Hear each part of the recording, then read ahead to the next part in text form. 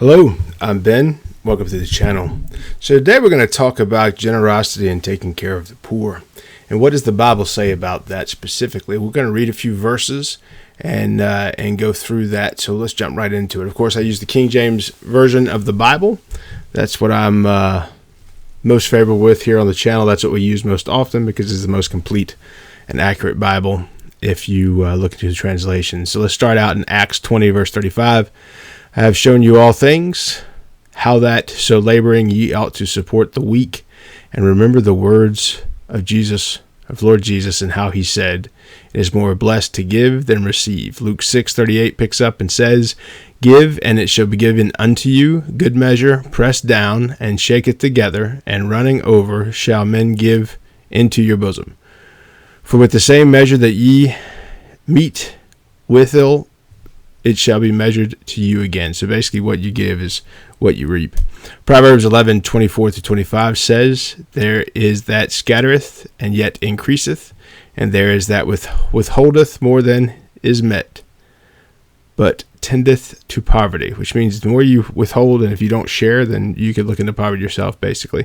Luke 21:1-4 says, and he looked up and he saw rich men casting their gifts into the treasury. Goes on to say basically men are paying for themselves, but giving is favorable in Luke 21. Matthew 6:21 says, for where your treasure is, there will your heart be also. Proverbs 19:17 says, he that hath pity on the poor lendeth unto the Lord, and that which he hath given he will pay him again.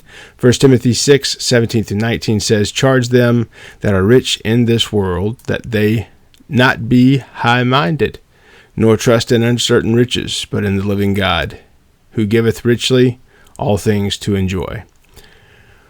1 John 3, verse 17 says, but whosoever hath his world's good, and seek his brother have need, and shutteth up his bowels of compassion for him, how dwelleth the love of God in him? 2 Corinthians 9:6 say, but I say this, he which soweth sparingly shall reap also sparingly, and he which soweth bountifully shall reap also bountifully.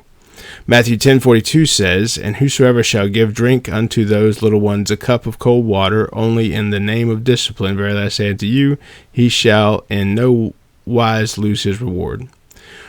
Proverbs 21:13 says, whoso stoppeth his ears at the cry of the poor, he also shall cry himself, but shall not be heard. That's the one that stands out in my mind. 2 Corinthians 9:7 says, every man according to as he proposeth in his heart, so let him give, not grudgingly or of necessity, for God loveth a cheerful giver. 2 Corinthians 9:5-7 says, therefore I thought it be necessary to exhort the brethren, that they would go before unto you, and make up beforehand your bounty. Excuse me. Wherefore ye had noticed before, that the same might be ready as a matter of bounty, and not as covetousness. So basically you give it as bounty, and it's not to be coveted because you're sharing in that generosity.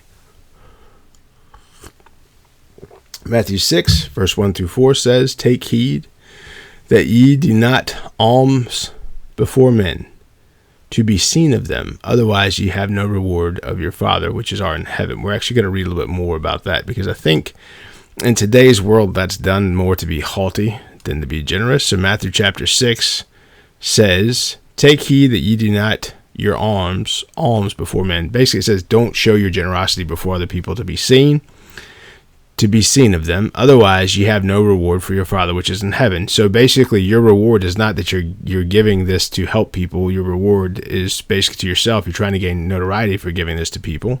Therefore, when thou doest thine alms, do not sound a trumpet before thee, as the hypocrites do in the synagogues and in the streets, that they may have glory of men.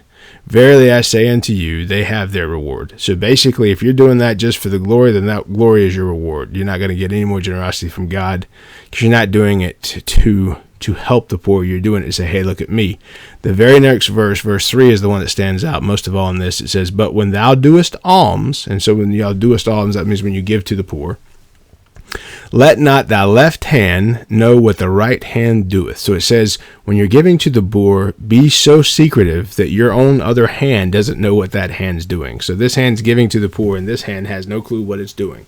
You're keeping it quiet, you're keeping it private, because what it's doing is not shaming the poor person or the weak person there either, because you're quietly giving them that blessing that's coming from you. It's coming from the right spot. You're doing out of generosity, not because you want to get revelry around it. So guys that post that on Facebook, yes, you are blessing those people briefly.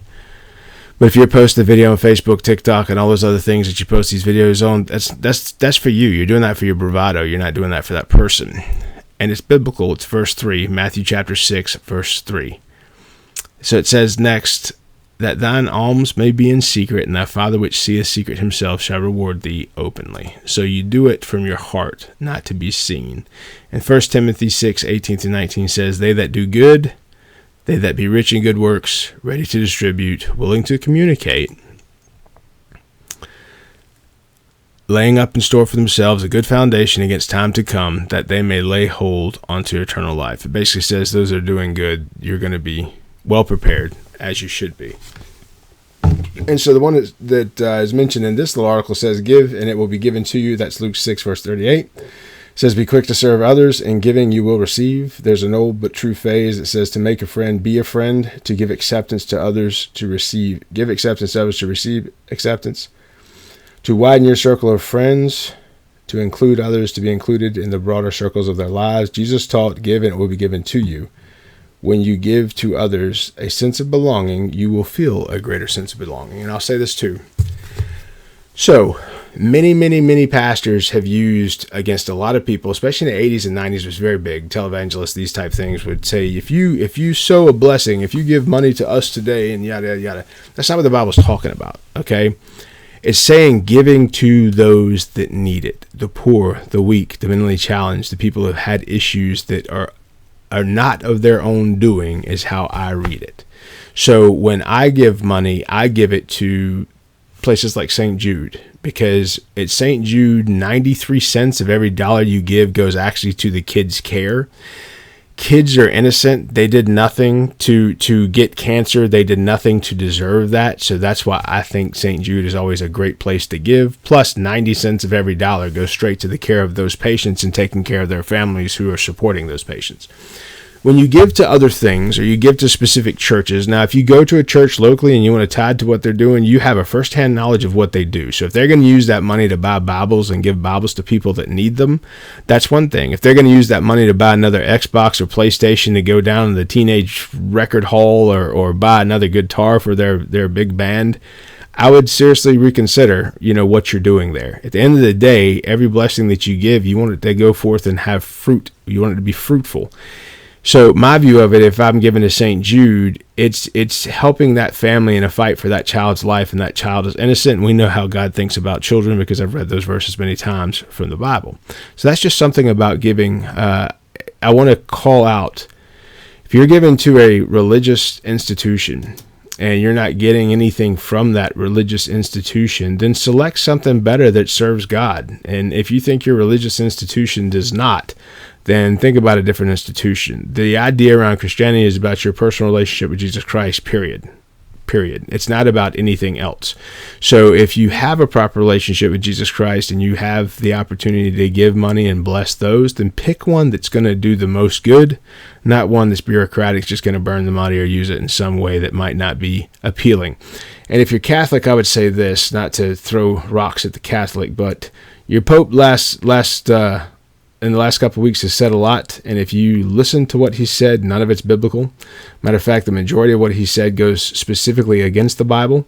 So if you have Jesus saying there's no way to him but through me, and then you have a pope saying, well, all of these different religions have a way to the Lord or to God or the same God, then one of those two is incorrect. And I'll tell you this, Jesus Christ was never incorrect. Okay, so if you're giving to those type entities, I would say maybe do better, maybe do different, maybe do something that does more around what you actually believe versus what you practice and what you celebrate. Okay, so don't feel that being selective in how you bless the poor, bless the weak, and bless the needy don't be held to something beyond what you think you should do based on what you truly believe. And I'll leave that there. I'm Ben. If you like information like this, please like the video and please subscribe to the channel. We'll put more videos up with similar content, and there's some content from all over. Guys, this is a wisdom channel. The majority of the wisdom we put on here does come from the Bible because I am a Christian. But at the end of the day, if there's something that I'm reading that's interesting, I will post it on the channel and we'll talk about that here. I'm Ben. Be good.